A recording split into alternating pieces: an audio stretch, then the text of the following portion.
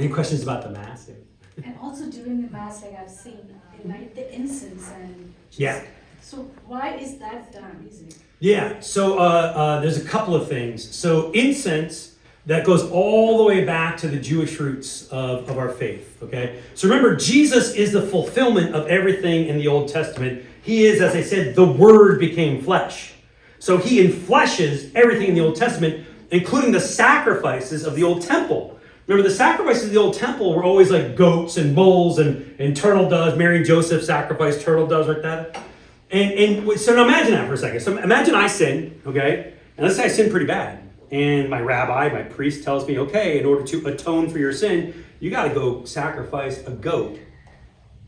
Poor goat, right? That's not me, that's the goat. What did the goat do? So when it comes to the Christian faith, and the book of Hebrews has so much to say about Jesus as not only just a high priest, but priest and victim.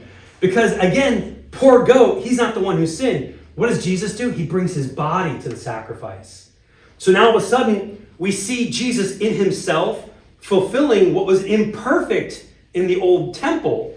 And where I'm going with that is in the old temple, they had incense when they would offer up the sacrifices.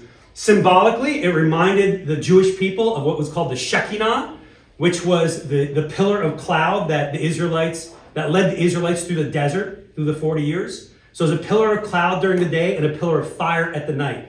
The glory cloud was called the Shekinah. The incense that they would use in the temple reminded them of the Shekinah that would lead them through the desert into the promised land. So that's why they used incense in the temple. Transfer that to what we do, because again, Jesus is the fulfillment of these imperfect images.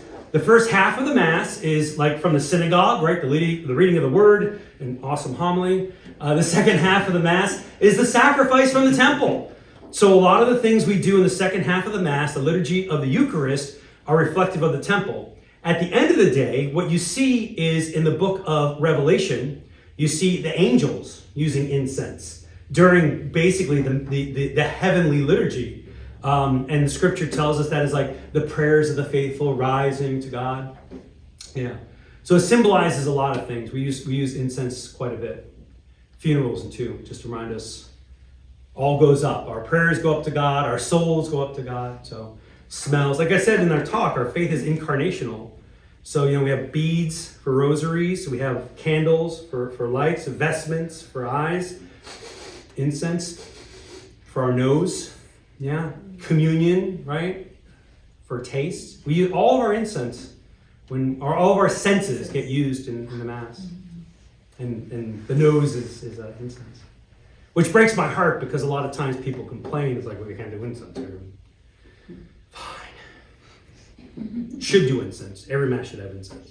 Yes. Yeah. In my opinion, lots of incense, but that's a priest thing. They can wear masks, probably.